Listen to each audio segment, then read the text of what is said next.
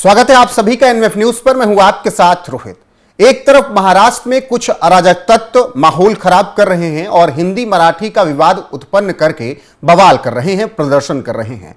वहीं दूसरी तरफ महाराष्ट्र के मुख्यमंत्री देवेंद्र फडणवीस ऐसे फैसले ले रहे हैं जिस पर महाराष्ट्र के साथ साथ पूरे देश को गर्व है। सनातन संस्कृति को जो भी मानता है वो देवेंद्र फडणवीस के इस फैसले से जरूर खुश होगा, क्योंकि गणेश उत्सव को लेकर सीएम फडणवीस ने जो फैसला लिया है उसकी अब तारीफ हो रही है और चर्चा भी हो रही है। और कहा जा रहा है कि 1893 से गणेश उत्सव मनाया जाता था, लेकिन किसी ने इस बारे में सोचा क्यों नहीं। आज देवेंद्र फडणवीस ने वो काम कर दिया जिसका इंतजार शायद महाराष्ट्र का हर एक व्यक्ति कर रहा था। तो उसी पर चर्चा करेंगे। मेरे साथ हैं अनुपम प्रसून। रोहित, आपने इस पूरी चर्चा की शुरुआत जो की थी कि हिंदी और मराठी के विवाद को भड़काकर महाराष्ट्र को बदनाम करने की कोशिश कुछ लोग कर रहे हैं। ऐसे लोग महाराष्ट्र में बैठे हैं। लेकिन एक चीज बताइए, मराठी अस्मिता की लड़ाई लड़ने वाले इन लोगों को जब ये सत्ता में थे तब ये बात क्यों नहीं सूझी कि महाराष्ट्र का जो सबसे बड़ा पर्व है गणेश उत्सव, उसको एक राजकीय उत्सव का दर्जा दे दें? क्यों नहीं सूझी? कभी आपने क्या सोच कर देखा है ये बात?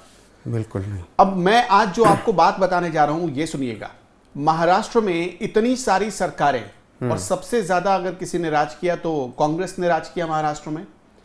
उसके पहले उसके बाद बीजेपी भी आई और आपने देखा होगा कि बीच में उद्धव ठाकरे भी मुख्यमंत्री थे।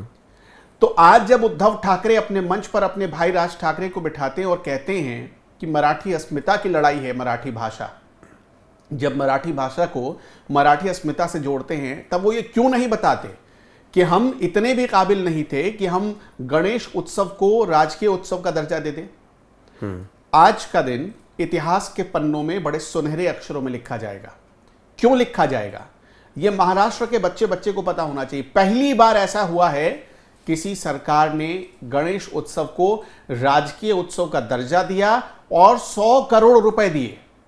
100 करोड़ रुपए इसलिए दिए कि महाराष्ट्र में गणेश उत्सव का ये जो त्योहार है, ये जो फेस्टिवल जो 10 दिनों तक चलता है, इसे इतना भव्य और दिव्य रूप से मनाया जाए कि विश्व में जो विश्व पटल पर जो मराठी संस्कृति है वो उसकी झलक दिखे।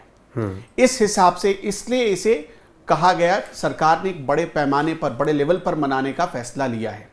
अब आपको एक और बात बताते हैं। कुछ लोगों को लगेगा, अब हर चीज या धर्म के मामले में कुछ लोग तो बड़ी आसानी से सवाल उठाने लगते हैं। जैसे अयोध्या में राम मंदिर बन रहा था तो लोगों ने कहा कि अरे भाई इतना करोड़ रुपए खर्च करने की जरूरत क्या थी, अस्पताल बनवा देते, स्कूल बनवा देते। सुनिएगा रोहित, ये जो 100 करोड़ रुपए दिए जा रहे हैं, आपको पता है कि गणेश उत्सव जो 10 दिनों तक चलता है, इसमें महाराष्ट्र की आर्थिक गतिविधियां कितनी होती हैं, महाराष्ट्र में कितने का व्यापार होता है, कितने का मुनाफा होता है। और सरकार ने ये जो फैसला लिया है ना, उस चीज को ध्यान में रखते हुए भी लिया है। और इसका जो मैं सबसे महत्वपूर्ण बात आपको बताने जा रहा हूं, सिर्फ मुंबई, पूरे महाराष्ट्र की बात नहीं कर रहा, सिर्फ मुंबई में 50 से 60 हजार छोटे और बड़े पंडाल बनाए जाते हैं।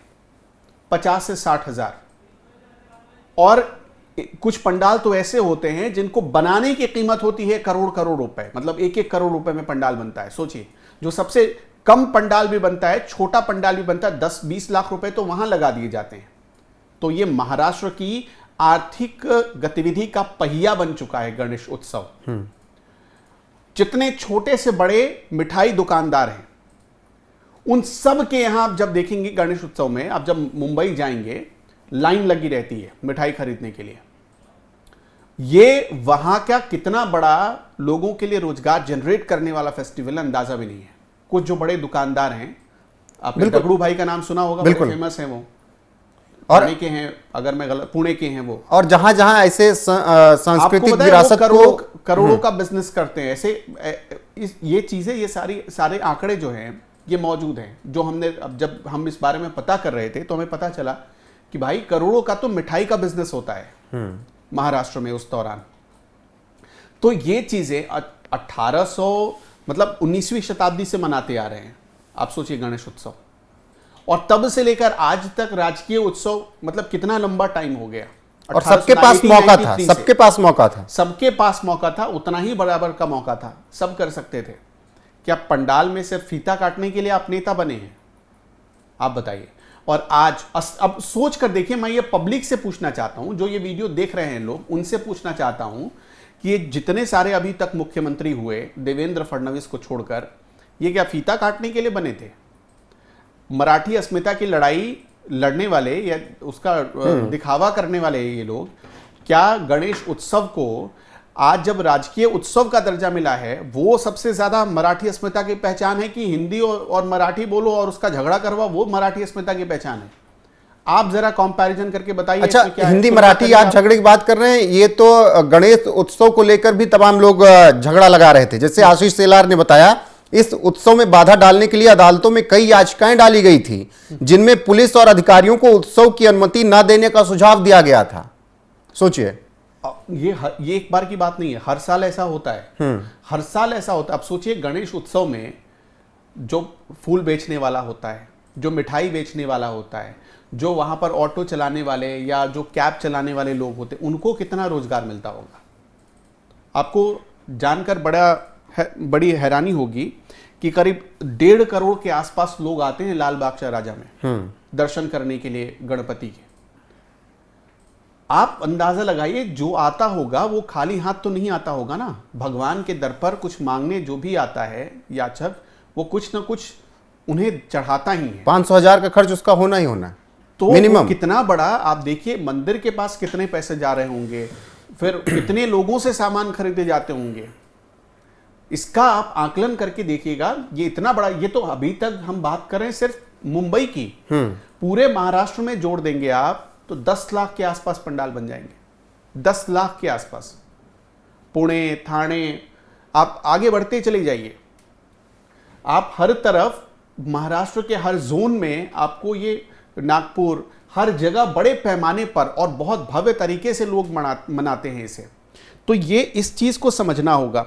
अब मैं आपको एक बात बताता हूं, आकलन ये है, मैं आंकड़ा लेकर आया हूं जिसमें ये बताया गया है कि सिर्फ मुंबई में 40% तक मिठाई दुकानों की बिक्री बढ़ जाती है, 40% तक गणेश उत्सव के मतलब दौरान। हाँ, गणेश उत्सव सिर्फ 10 दिन में, 10 दिन में वो मिठाई दुकानदार इतनी कमाई करता है जितना वो 4 महीने में कमाई करता है।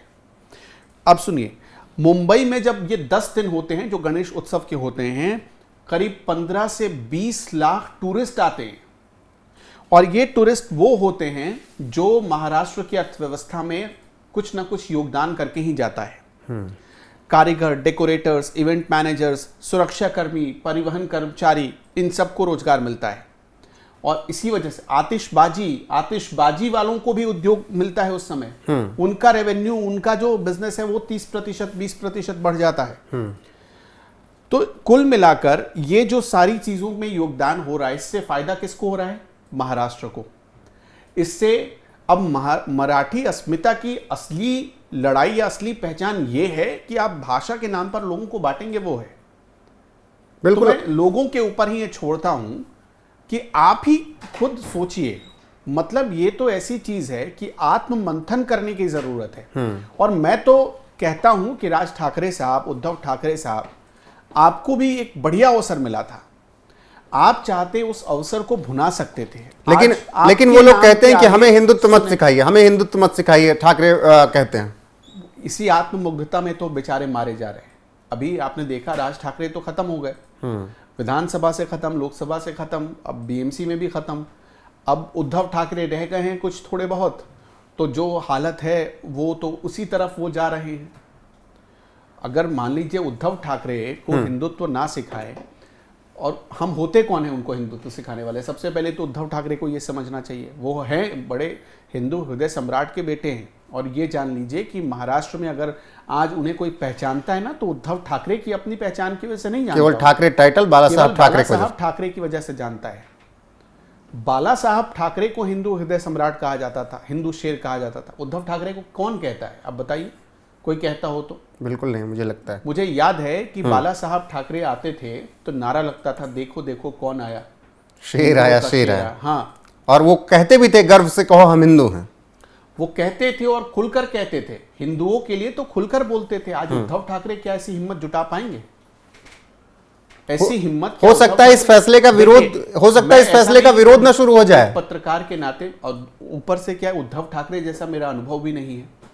तो मैं बस इतना ही कहना चाहता हूं कि देवेंद्र फडणवीस के इस फैसले के बाद महाराष्ट्र में रहने वाले वो लोग जो सचमुच महाराष्ट्र के बारे में, महाराष्ट्र के हित के बारे में सोचते हैं, उन्हें आज अच्छा लगा होगा। बिल्कुल ये फैसला सुनकर अच्छा लगा होगा। वो अपने बच्चों को बताएंगे। आज नहीं तो कल आपको ये तो पता है कि 1893 से ये उत्सव मनाया जाता है, लेकिन उसके बाद जब आज के बाद इतिहास लिखा जाएगा, तब लिखा जाएगा कि एक ऐसा मुख्यमंत्री हुआ जिसने 150, अब सोचकर देखिए, 1893 से अभी तक जोड़िए, 1993 आज 100 साल सीधे 132 साल के आसपास गुजर गए। 132 साल बाद। तो इतिहास जब लिखा जाएगा आगे, तब लिखा जाएगा कि 132 साल बाद एक ऐसा नेता आया महाराष्ट्र में जिसकी वजह से ये राजकीय उत्सव घोषित हुआ और उसकी वजह से गणेश उत्सव मनाने के लिए फंड जारी हुआ। अरे भाई साहब, एक बात बताइए, आप पैरवी करते हैं, जब हज के लिए फंड रुकता है तो आपको बुरा लगता है। जो महाराष्ट्र की मराठाओं की इतनी बड़ी पहचान थी, उसके लिए फंड अभी तक कोई सरकार नहीं देती थी। जैसे आप, तो ये एक अच्छी पहल है मेरे हिसाब से। बाकी बिल्कुल, और बाकी लोग बताएंगे, महाराष्ट्र के लोग बताएंगे गणेश उत्सव को जिस तरीके से राज्य उत्सव घोषित किया है फडणवीस सरकार ने, उस पर वो अपनी प्रतिक्रिया देंगे। और यहीं पर आप अंतर देख सकते हैं, एक तरफ वो लोग हैं जो कि मराठी और हिंदी में विवाद उत्पन्न कर रहे हैं, और एक तरफ वो नेता हैं या सीएम हैं जो मराठी अस्मिता को और आगे बढ़ा रहे हैं। बाकी आपकी राय क्या है? कमेंट सेक्शन में जाइएगा, बताइएगा जरूर। बने रहेगा हमारे साथ। नमस्कार।